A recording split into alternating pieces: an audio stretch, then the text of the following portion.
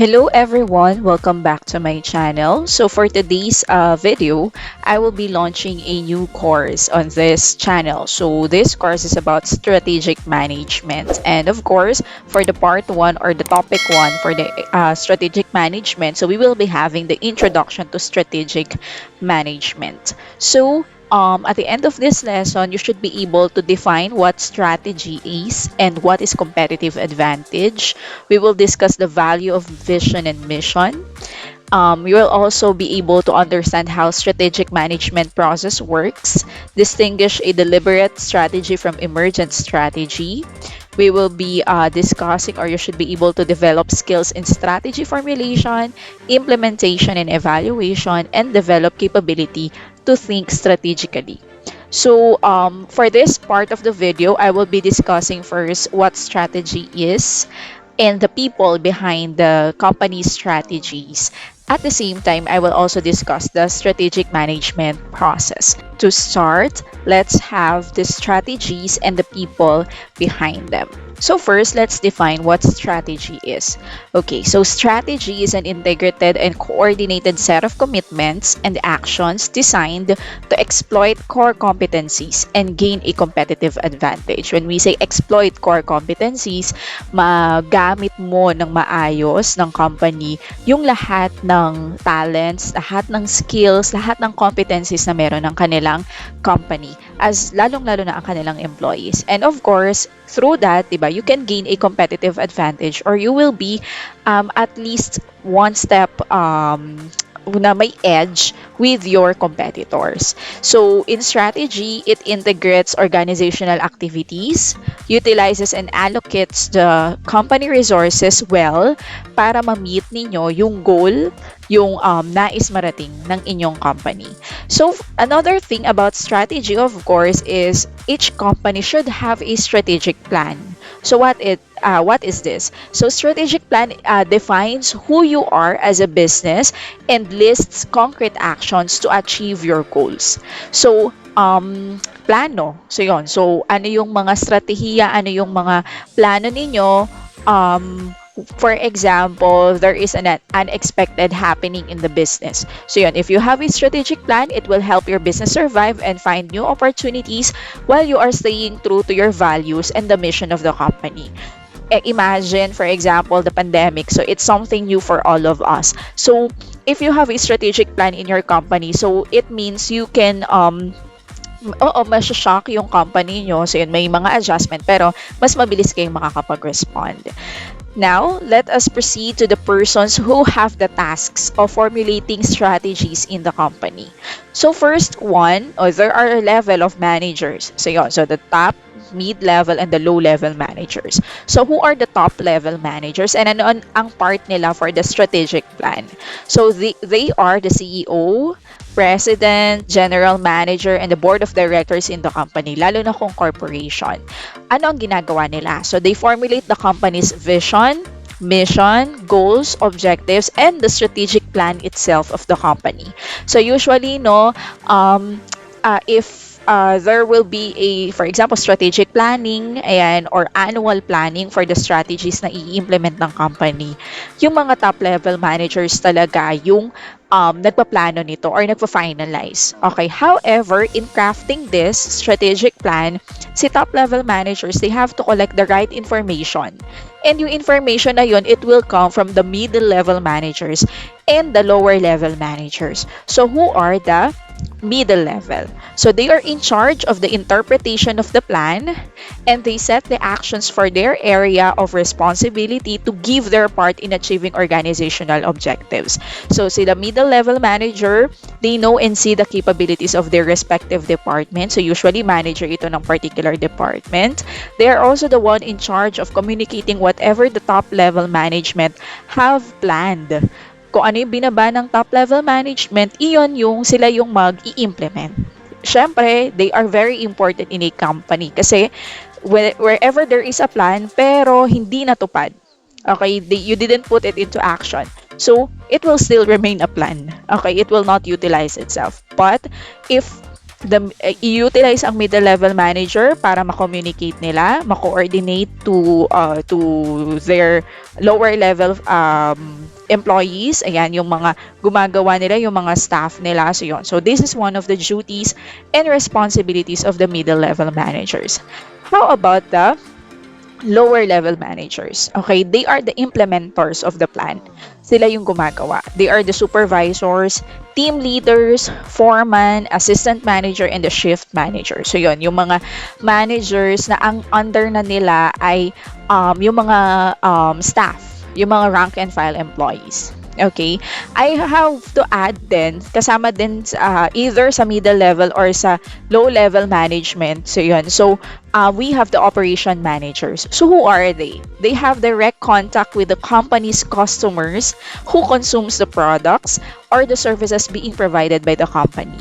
So yung mga managers in the operation area, they have direct access to those people who are working for the company, and they are in direct control over those employees. Okay, at the same time, yun nga, sila yung nakaka-meet or nakakausap with the customers. So yun, so ano naman ang ano naman ang part nila with the strategic plan?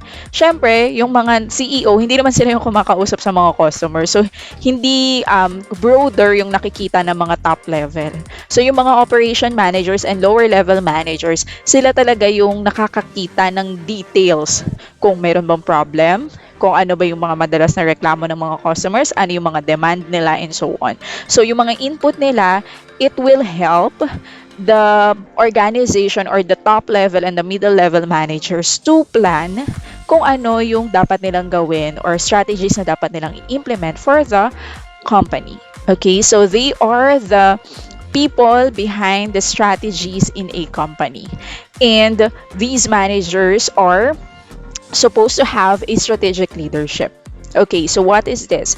It is a manager's potential to express a strategic vision for the organization or a part of the organization, and to motivate and persuade others to acquire that vision.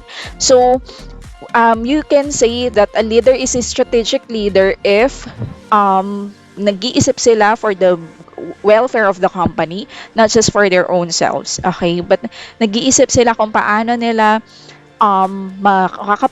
paano kayo makakapag-isip or paano kayo magkakaroon ng competitive advantage against your competitors, and at the same time hindi lang sila nagpaplano, pero they can motivate you. Okay, they can persuade you to do that vision na nakikita nila for the company. So that is strategic leadership. Let us now proceed with the strategic management process. So here we will discuss the 5 steps in this process. But before that, let us define first what is strategic management process itself. So it is a step-by-step procedure the top level managers have to take before they come up with a strategy. So ito yung mga when you think of, for example, you will have your strategic plan in the company. It's not just kung ano lang yung maisip. For example, kung ano lang yung trip ng top level managers or ng CEO nyo. Hindi siya ganon.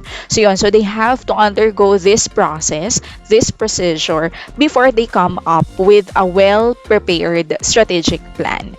Okay, so according to Wright, Pingle, and Kroll noong 1994, so they shared these 5 stages in the strategic management process. And these are, first thing daw that they have to do is to analyze the environment, both internal and external environment of the organization, establish the organizational direction, strategy formulation, strategy implementation, and strategic control. So let us first have the first stage, which is analyze the environment of the organization. So paano ba natin i-analyze yung environment and what consists of those environment? First is, this is the process of collecting, scrutinizing, and providing information for strategic purposes. And this is where the strategic management process started with. So dito nag-uumpisa, kailangan mag-collect muna kayo ng information na makakapagbigay sa inyo ng idea. Ano yung mga dapat ninyong gawan ng strategy? And ano yung mga strategy nyo, for example, na existing ngayon na hindi na effective at dapat yung i-modify, ano yung mga dapat na i-maintain, at ano yung mga dapat na tanggalin na. So the environment consists of internal and external environment. So for the internal environment, it consists of forces which has direct impact on daily activities of the company. So anything, any tao man yan, pangyayari, or institution na makakaapekto sa operation ng company. So that is the internal environment. Who are they? Customers. Ayan, syempre, di ba, pag nagkaaway kayo ng customer nyo, for example, nagkaroon ng problema, affected yung daily operation nyo. Suppliers lalo, di ba, halimbawa, na-delay ng pagsusupply yung isang supplier nyo. Wala na kayong, for example, in a milk tea shop, so wala na kayong stock, di ba? So yun. So that would be a problem for the daily operation of the company. Even your competitors, shareholders, financial institutions, and the employees of the company itself. So, kailangan ninyong pag-aralan ito. Ayan. And then, how they affect the company at ano yung mga sitwasyon sa kanila na pwedeng makaapekto on the daily activities of your company. How about the external? So these are the conditions and events outside the company that affects the way it operates. So what are those external environment? Economic environment. For example, bumagsak ang ekonomiya ng Pilipinas. For example lang, nandoon kayo, yung business nyo is nasa Philippines. So yun, so it can affect you, 'di ba? Pero hindi siya directly, 'di ba? Pero it's an event or condition outside the company that affect you or that will certainly affect the company. For example, again, political. Ayan, nagbago ng presidente, nagbago ng mayor, kung nasaang lugar yung company mo, it can affect. Legal. For example, ang ano lang ngayon, ang are required ay 13th month pay. Paano pag sinabi na minodify na ginawang hanggang 15th month pay? So, kailangan nyo ring sumunod doon. Kasi, again, that is the legal aspect of of a country where you belong or where you expanded your business.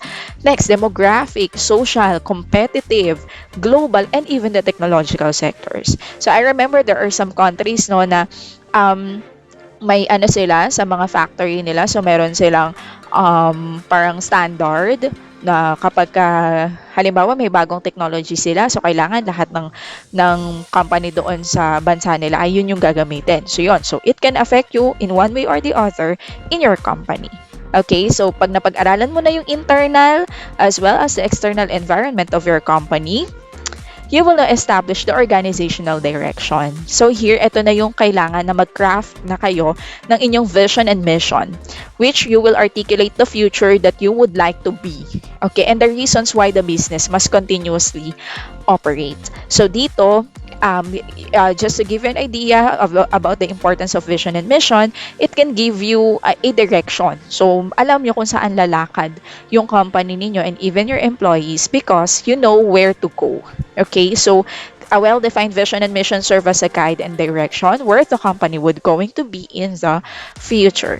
Next is, so halimbawa naman, for example, may strategic plan na last year, tapos may vision mission na nun. Ngayon, mag-strategic plan ulit for 2023. So, kung meron na kayong vision and mission, check if it's still relevant, if it is still working ba. Kung hindi, so palitan, i-modify. Kung oo naman, so i-maintain lang din. So yun. So third one is strategy formulation. So dahil meron na kayong vision and mission, yung mga top-level managers or we also call them strategists with the information provided ni middle-level and lower-level management could formulate the strategy. Okay, another meaning for strategy, the action that managers have to take in order to attain the organizational goals and objectives. So yun, so yung mga plano nyo para makuha yung goal ng isang company. Next is the strategy implementation. So, a formulated strategy must turn into a strategic plan. So, yung implementation na would be through, para mas ma-implement ito, kailangan nyo gumawa ng plano. This plan should be properly communicated and coordinated within the organization through proper channels so to ensure a higher probability of success. So, in doing so, aside from making communication, make sure to include programs aside from the meetings, yung mga i-announce sa bulletin board, mga ganyan, trainings. But you can also have trainings and seminars para maging aware yung mga tao yung mga employees mo and to add value for them. Then, whatever plan man yung gustuhin ng management for them. For example, gusto nyo ang strategy implementation nyo, babaguhin nyo na lahat ng machine na ginagamit nyo. So, i-upgrade nyo. So, syempre, di ba, hindi mo lang siya basta i-announce. So, yun. So, you have to provide trainings for your employees as well as the different tasks or programs na kailangan mo ibigay sa kanila para matuto sila doon sa strategy, ma-implement yung strategy na gusto mong gawin or yung plano mo. So, yun. So, and last one is, of course, strategic control. So, yun. Control, ibig sabihin, you have the full control of that particular strategy. Kung malaki yung company mo, it's somehow hard to have the control for it.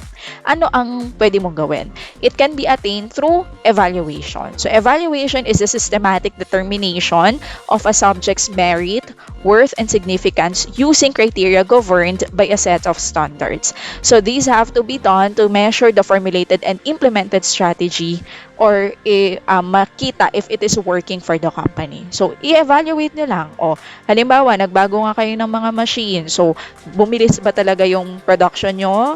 Marami ba talaga yung, nakuha nyo ba yung goal nyo nung binago nyo na yung machine or may changes kayo na ginawa for the company. So, yun. So, you have to evaluate it. So, that is where you can gain the control. Ngayon, kung hindi, for example, hindi effective or hindi nyo nakuha yung ganitong objective ninyo, for example. So, mamomodify nyo siya. So, alam nyo kung ano yung mga dapat baguhin, alam nyo kung ano yung mga dapat pang gawin.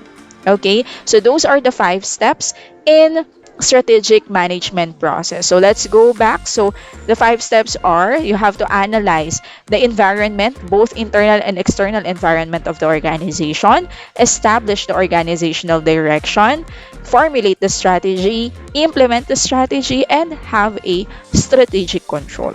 Just to give you an idea or an illustration about the strategic management process. So if you will see this illustration show that the first step in the strategic management process is through the strategic inputs or to gather data. Ayan, ang tawag dito din, you can also call it environmental scanning. So you will scan or you will have to learn about the external and internal environment of the company. Kapag nalaman nyo na ito, you can now proceed with the vision and mission of the company. So yun, so through scanning the environmental aspect of your company, so doon nyo malalaman at doon nyo dapat align yung vision and mission nyo. So yun, so now for when you have your vision and mission, of course, you will now implement your strategy or formulate muna your strategy. So in the strategy formulation, you have to translate your vision and mission into a plan that would show a clear idea or a picture on how the vision of the company and mission of it can be attained. Okay, and of course, that is through the strategy formulation. Once na formulate nyo na yung strategy nyo, you will now implement that strategy by having communication and coordination of the plan through the proper channel. Okay, so once communicated, coordinated, ginagawa nyo na, ayan, so you will now strategic competitiveness or this will be the result. So for example, nagsucceed, okay, nagsucceed yung inyong strategy. So you will now gain a strategic competitiveness. Now, halimbawa, nag-strategy evaluation kayo or the feedback, yan, yung sinasabi ko kanina na strategic control. So, halimbawa, nag-evaluation kayo and then, halimbawa, effective yung ganitong strategy pero yung ganitong strategy natin hindi masyado o i-modify natin or kaya tanggalin natin itong strategy na to kasi nga hindi siya effective and so on. So, yun. So, you can now go back to, again, environmental scanning ulit, vision and mission, formulate the strategy, implement the strategy, and achieve strategic competitiveness. So thank you so much for listening. So we'll see you on the next video, and there we will discuss about the difference of deliberate and emergent strategies. Thank you so much. See you on my next video.